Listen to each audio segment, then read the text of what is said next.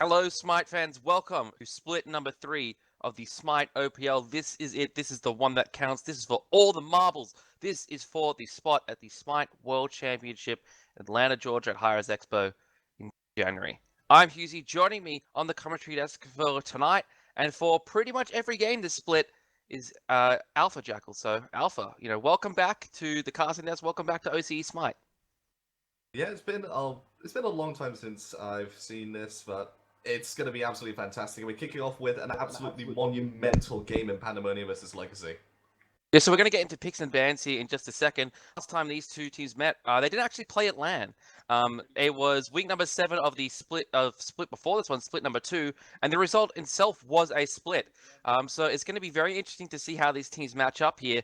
And in fact, you could argue that this is actually a totally different Team Pandemonium. You could see up the top here, we've got the team rosters, and Team Pandemonium doesn't look very familiar to what it was last week. Really, the only two constants there are Cheetah and Roe.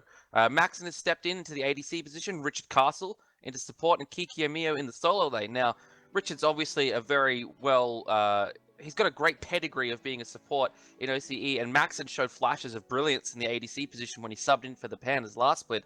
But Kiki Amio in the solo lane is a giant question mark for Team Pandemonium this split, so we'll have to see how he develops as we get our first bans coming through. Terra, the first ban here by Team Pandemonium, don't want to deal with that. Raijin and Susano banned as well by Legacy and by Pandas. And the Freya band going to complete the first round of bans, leaving Fafnir and Alquang surprisingly also let through. I wouldn't be surprised to see Pandemonium opt to leave out the Susano and just pick up that Alquang. Very potent god right now, can just 100-0 any squishing. Raven is our first pick here. We can see we've actually got some nice updated graphics. Everyone, thanks Cyanide for those ones. And we're actually going to be giving you, pick and ban and win percentages as we go along each game. So we hope you appreciate all that kind of stuff. But you can see here, first game, no one's been picked or banned yet, so 0% all round. But Raven, I like this pick for Kiki and Mio in the solo lane.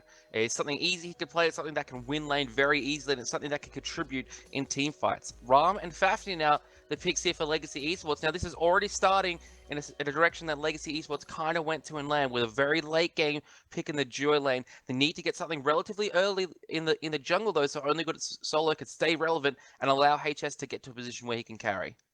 That's a very early Sylvanas pick for given that just how many supports are still on the table with Kumbhakana, Bacchus, Athena still available. They're looking for a massive amount of pressure and a massive amount of early game right now.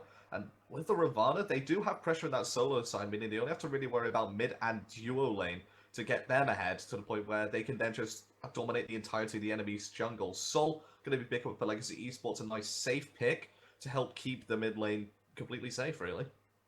Agony likes this kind of style of mid lane, and one that's more basic attack based rather than a huge burst ability based. But Salt still does have a lot of burst. Giannis banned out by Legacy, taking that one away from Rachita. Erlang Shen taken away by Panda, so they're looking to give Kiki a nice, comfortable solo lane matchup. Kronos taken away by Legacy, and Faman, the last ban here from Pandas. I like the Sylvanas pick as well because it gives you a lot of sustain for the team without having to commit yourself to something like a Ra in the mid lane. It can still contribute in team fights as well, and as you mentioned, gives you a lot of pressure in lane. So I actually really like this pickup. Amaterasu picked up for Legacy Esports, something Shred's very comfortable on here. So, we'll have to see how he does with that one. But laning against a Ravan is not the easiest of tasks. Especially considering that you don't really get a Mark of the Vanguard on Warriors in the solo lane, as Thor gets picked up by Legacy Esports for the jungle. So no Alquang from both teams. Pandemonium picking up that Vulcan and Naja combination. Not the easiest one to pull off. It's no Scylla Naja, but it's still a tremendous amount of damage. And if you get caught by that Windfire Wheels, you are most certainly dead. So that's it for the picks. We're going to head into game here in just a second. The Naja pickup for Roe in the jungle. So that's one of the bigger things to talk about in this game is Roe is back in the jungle. Now, this is something that we haven't seen since split number 1 of the OPL. And, that's just a staple of OCE Smite is Roe in the jungle. And, it feels good, man, to see him back in that position. And Naja is just one of his favorite gods to play out of the jungle. And as well, if you look at this team composition, it provides so much setup for the Vulcan, and same with the Sylvanas. It's not just the setup for the Vulcan, it's the amount of peel that they have for the Vulcan. They've got so much CC, so much lockdown. in the form of double roots coming out of the solo lane. They also got a nice banish in the Windfire Wheels from Ro. They have good root coming out from Kikiamiu, as well as some slows. It's absolutely fantastic, and I expect the cheater to really be in the backline just pumping out damage from a safe distance.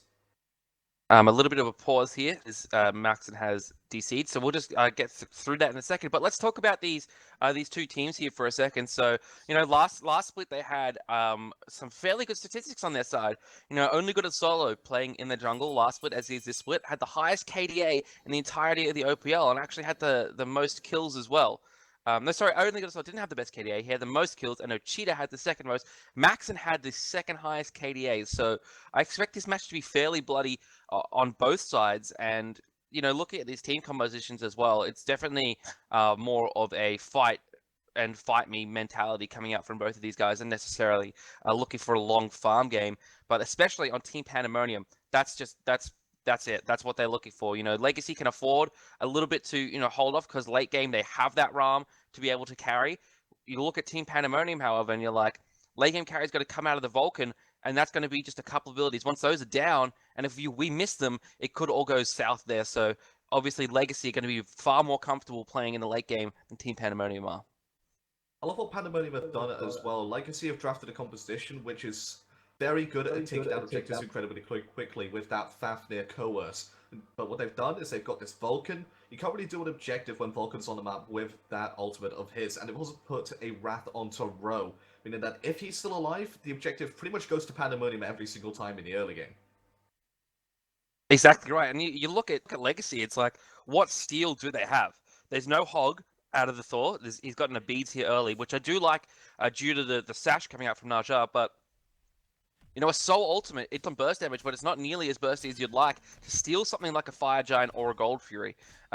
And elsewhere across the board, there's just not that burst there to be an effective steal. We have seen things like Amaterasu's her Heavenly Reflection steal objectives, but that's a 1 in a million play, not something you can rely on. And look at this ward on the right-hand side. Pandemonium were very scared of the fact that Legacy were potentially going to invade. I don't think you can really invade on a Ravana Naja, though. The only thing that could really do that would be a Kabrakan Thor, just because of the sheer amount of damage and tankiness that they do represent.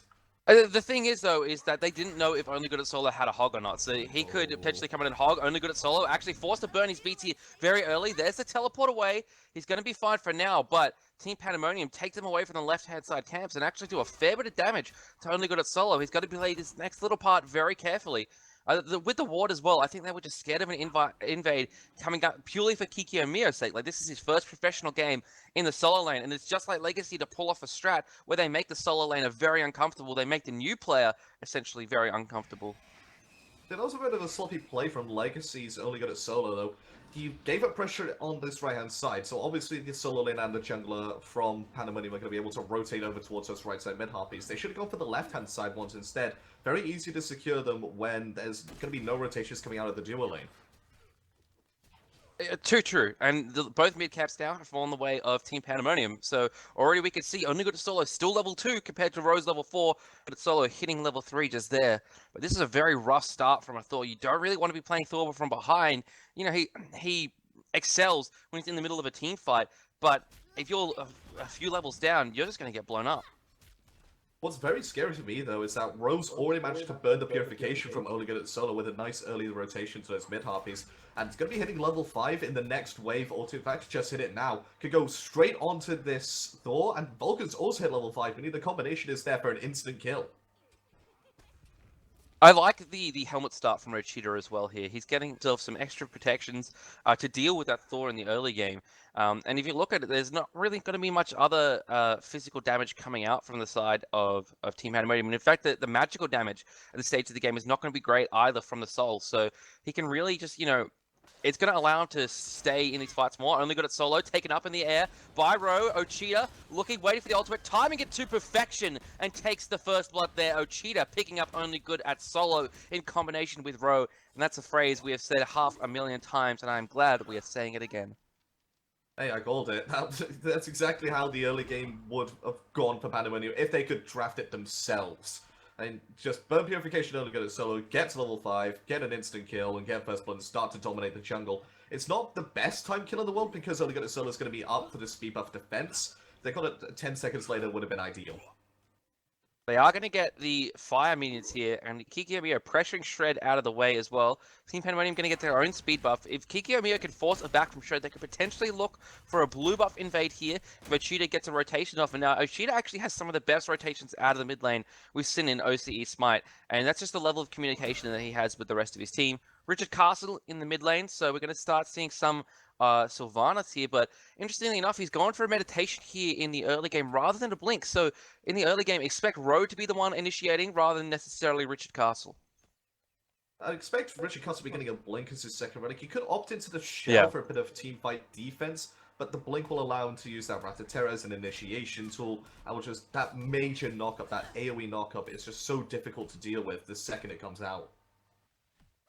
Taking a look at our duo lane now, we can see it's maxing up against HS27, and this is a very interesting lane. Both of these AD carries are very, very aggressive, and this is a little bit different for Team Pandemonium. They've never really had this before. Subfloor has always been quite a passive ADC in this lane, and Erratic, their support as well, last bit kind of allowed him to have that farm. Richard Castle and Maxton, both very aggressive players. Actually, we can see over on the right, left-hand side mid-camps, Rowe taking up in the air, the Fafnir. The Neath ultimate waits until he gets down, so he's stunned, and Rowe picks up the kill. Only Got It Solo comes crashing down, spin to win, but not enough for the kill. And Pandemonium looking for the disengage. There's the snipes from HS247. Only one connects, not enough to finish off the kill there, but that is so unfortunate for the Fafnir that the Neath ultimate waited until he was fully transformed into the dragon.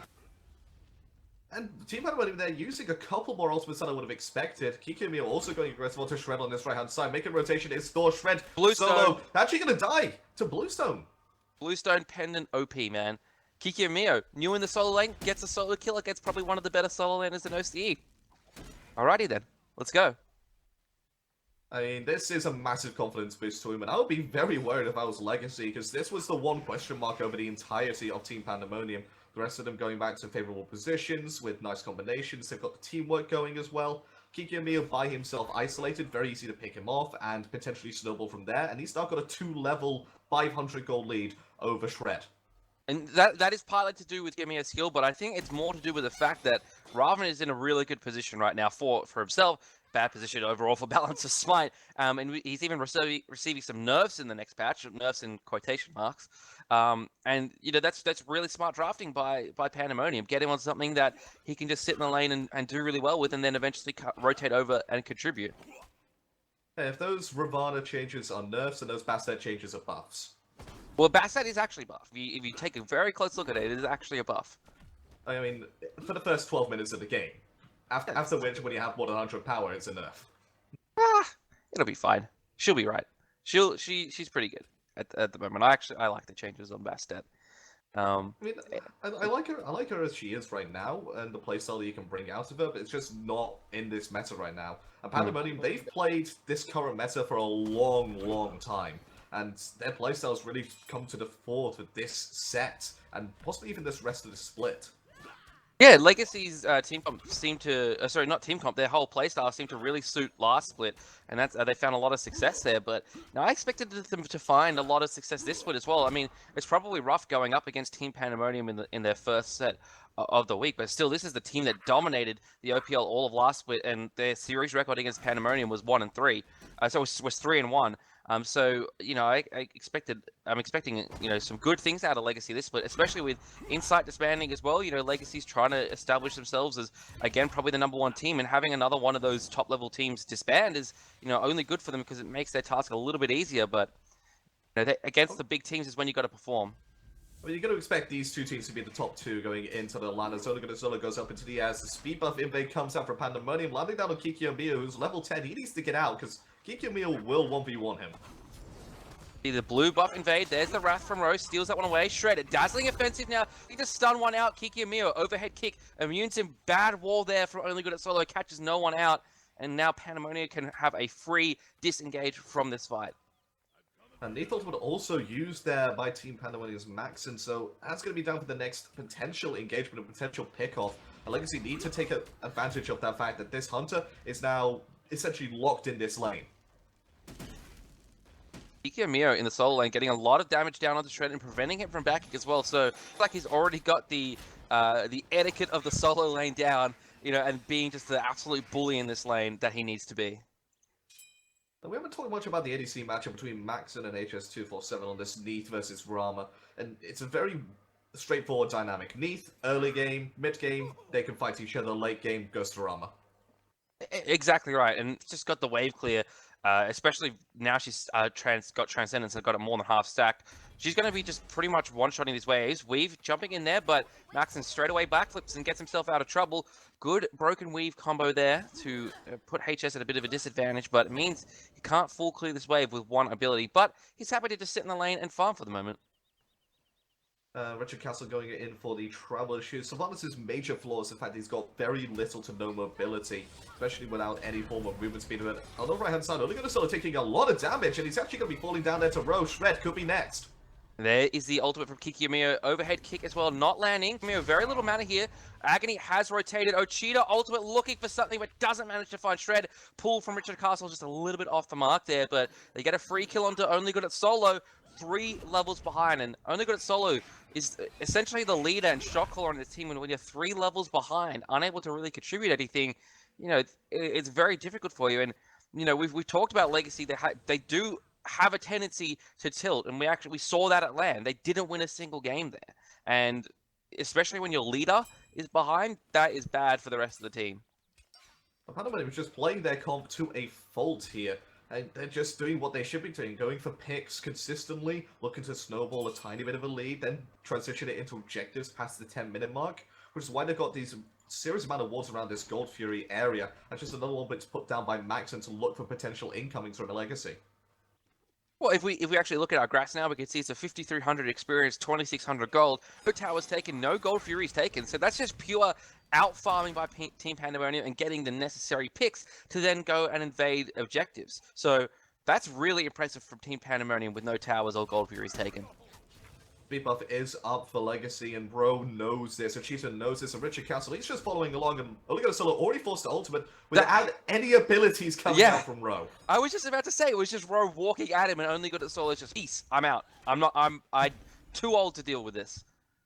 There's an age 16. You can have that buff. Please, don't kill me. I just want to farm, man. Give me a back camp at least. I can deal with it. And the blue buff's also going to be taken away, potentially. Kikyomiya's actually going to leash this one as the fight starts to break out. Bro, taken to 3/4 healthy, but the Sylvanas sustain is so good for these guys. The team fights, good knock up there from a cheat prevents Only Good at Solo from using that tectonic rift to lock anyone in. There is the Vulcan ultimate as well. Kikyomiya is looking for something here. Richard Castle, in fact, picks up the on weave. Kiki diving under the tower, looking for Only Good at Solo, but not going to find it.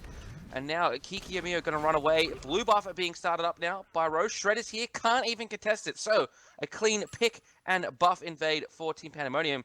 Kikyomiya as well, half HP. Shred not even looking for the engage. Maxon's rotated as well. And now Team Pandemonium is going to get the middle tier 1 tower as well.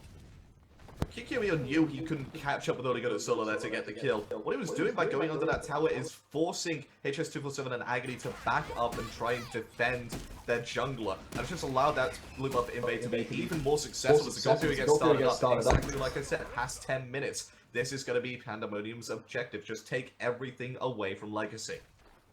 8,000 experience, 5,400 gold. Difference between these two teams. Ro, sashing Only Good at Solo.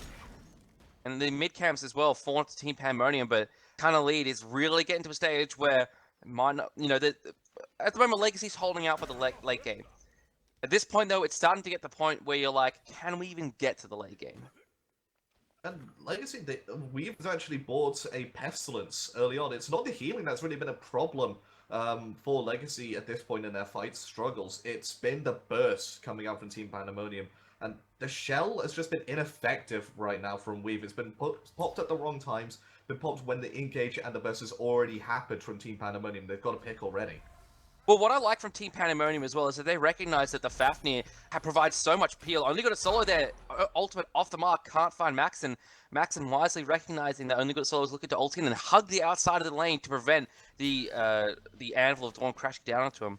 But Team Pandemonium's tactic really with this Fafnir has been, as soon as the ultimates, wait for him to come out of the form and then just burst him down before he can provide any of his amazing amounts of CC and team fight buffs for his teammates.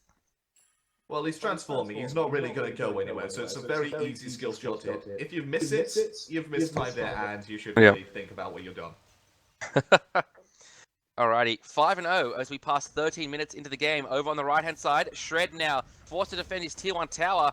I'm gonna need to back away here. Trying to dash, rooted in place by Kikiyomiya actually. And there is the ultimate from Kikiyomiya. Dazzling offensive use as well as the World Weaver. Ochida though gets the dunk with the Earthshaker ultimate, and down falls Shred. Here come the boys. Oh, excellent pull there by Richard Castle onto Agony. Up he goes, Wrath of Terror, down he falls to Row. And Team Pandemonium, 2 kills, 1 tower, and now a speed buff as well to feed their insatiable hunger.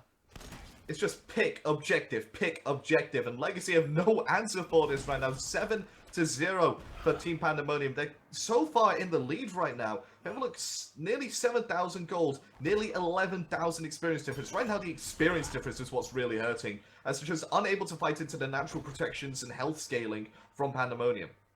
Take a look at player damage. Tell me what you see.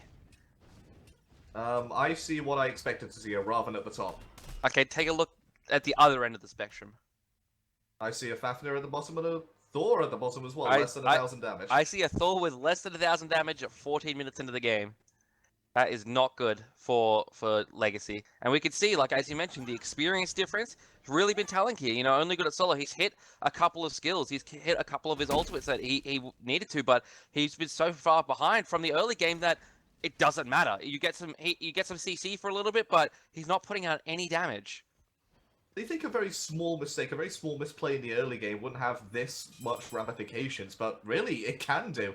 Only good at solo was put 2 levels and 200 gold behind at 2 minutes in, because of the fact he went for the right side mid harpies instead of the left ones, and it's just shown completely. He got first blood because of it, and now it's just exasperated to a point where he can't come back into this game as he dunks down onto Maxon. That ultimate tick, did he even land that ultimate? It did. I saw some damage. Richard Castle heals to sustain it. There's a dazzling offensive. Wrath of Terror onto 3 members. Up into the air. Row takes only good at solo. Comes crashing down, but he's dead. Still in the air. There's the Earthshaker from Ochida doing tons of damage. Shred take it very low. Kikiyomiya is flanking around to the top side. There's 2 very low members there. Maxon picks up one. Kikiyomiya trying to get one with the Piranha Onslaught. Can't quite get it yet. Maxon with a double kill. Kikiyomiya trying desperately to get Shred, but can't find him. There he goes. Finally, he picks up the kill. Sash off the mark from Row. HS247 all alone. He's the lone member of Legacy that hasn't died yet, but he can't defend this tier 2 tower, and it's about to fall down to Team Pandemonium 11-0, 15 and at 3/4 minutes into the game. This is a statement of intent from Pandemonium to say, we are winning this split, we are going to the World Championships, try and stop us if you can. And they're making Legacy look like a very average team here, which they are not by any stretch of the imagination. Alright, majority of Legacy have respawned, so try and defend this left-hand side Phoenix, but the sustain from Team Pandemonium with Sylvanas is very effective. Left-hand side Phoenix does fall down, and Pandemonium sound the disengage. They're going to be absolutely fine with that. They can go and take away some back harpies, take away the red buff as well, and this is what Tom F. Badager likes to call the stuff after the stuff. I'd like to really know who's the shot caller on Team Pandemonium, because it's very disciplined play coming out, and it's just been so joyful to watch. They haven't been too greedy in their plays. They've just taken the small wins as they've come, and it's shown now that small wins after small wins can lead to a huge discrepancy in golden experience. 11-0 read the kills. And this, not only the mechanical skill, shot calling is one of the reasons why Row in the jungle has been so effective for Team Pandemonium for so long. In the solo lane, he can try and shot call, but he's really not a part of the fights for a good part of the game, and he's really disconnected from a lot of the map. As the jungler, he can get around as he needs to. He's, usually with his mid laner or his support, and so he's able to influence the map in more ways than just, his presence as a god on the battlefield, but also as a shot caller for his team. And he's also picked a very team-oriented god in this, Naja. You have to have good communication to really play this god as effectively as possible. He's done just that, taking up valuable targets, making sure that there's not really any fight-back potential coming out from Legacy by taking up the person who's really going to be the biggest problem in that fight. Alright, Weefy looking for a steal, I should say, not going to find it. Gets a stun onto Richard Castle, jumps over the wall. Nothing they can really do there. Shred and Only Good at Solo combined to take away their blue buff. Kikiomio, level 18 though, here, and he wants to fight. Does have his Mystic Rush ultimate available if he does need to get out, but more than happy to take a fight. Shred doesn't have a tier 1 tower here, so he needs to be careful. Kikiomio just doing damage while he can. Shred going to clear the wave as well. Kikiomio still going here, still wants to put a lot of pressure on this side of the map, and basically he's just baiting these guys to stay here until the rest of his team gets here. Rowe has rotated over as well as Richard Castle, and so it looks like this right-hand side tower might be the next point of pressure for Team Pandemonium. I think we should all just sit back, relax, and say, congratulations, Only Good at Solo, you finally got a speed buff this game. Yeah. He's gonna... It might be a little bit too late for it to have that much of an impact. Here comes Rowe. Sash off the line there. Weave just back at a tower. Shred dashing into the wall. It just barely manages to slip by Rowe there. And this tier 2 tower on this right-hand side looks to be the next point of attack for Pandemonium. They put a lot of pressure and a lot of resources over onto this right-hand side. And the wards have transitioned over here as well. Mainly because they may be looking at this Fire Giant. The double wall comes out on the Fire Giant just to make sure that they have vision control of it. Teleport comes out for Kikiomio as well. This could actually be done very quickly.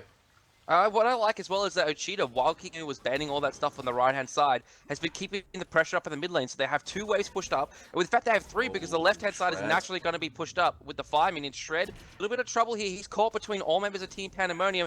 Doesn't even manage to get... He actually used his ultimate, but it wasn't enough. Rowe gets the kill there. Ring toss goes off. Right-hand side, minions being pushed under the tower. Team Pandemonium not even looking for the Fire Giant at this point. They've got the team fight here really to just be able to push this one straight in. Only Good at Solo going up in the sky, looking to come down. Weave is in the dragon form. Only Good at Solo gets the double tap onto Rowe, but it's not enough. Kikiomio's here as well. Beads burnt by Only Good at Solo. Earthshaker just barely off the mark. There's Only Good at Solo forced a Sanctuary as well. Right-hand side tier 2 tower falls, and now the Phoenix is being pressured 5 minutes to the left-hand side, pushing into the left-hand side Phoenix as it starts to respawn. Weave can't even jump away. He's knocked up, and now the right-hand side Phoenix is the target for Team Pandemonium, and it looks like this could be game. No kills for Legacy. Surrender vote started, and I expect it to go off in 3, 2, 1. Yeah. There it is. 20 minutes in the game. The first opportunity you can surrender. Team Pandemonium gets themselves the first win of the split against Legacy Esports. 0 kills. And for a player that had the most kills in the OPL last split, Only Good at Solo, to have 0 is bad for Legacy. They just shut down the jungle harder than I think I've ever seen in Smite. Pandemonium with one of the most brutally dominant displays I think I've ever seen. And that's going to be scary for anybody to see. I mean, we talk about the fact that OC isn't really the strongest region, and that other regions are mechanically better, but Pandemonium is showing that OC is here to stay, they're here to fight, and that they can just do what the other regions do as well, which is shut down an enemy team so comprehensively to the point where it looks like child's play. Now, I actually picked Legacy 2-0 in this one, because Legacy dominated Pandas last split. Kikiomio is new in the solo lane. Rose coming back to a role he hasn't been to before. Baxton's only played, 4 games in ADC. Richard Castle hasn't been with the team that long. You know, everything pointed to Legacy's favor in this one. And, I guess everything pointed to their favorite land as well, and it didn't work out there either. So, you know, rip my FP, dude, if we're on the season ticket, I would say. But we're not even on the season ticket. Yeah, we're gonna take a short break here, and then we'll be back with game number 2 between Legacy Esports and Team Pandemonium.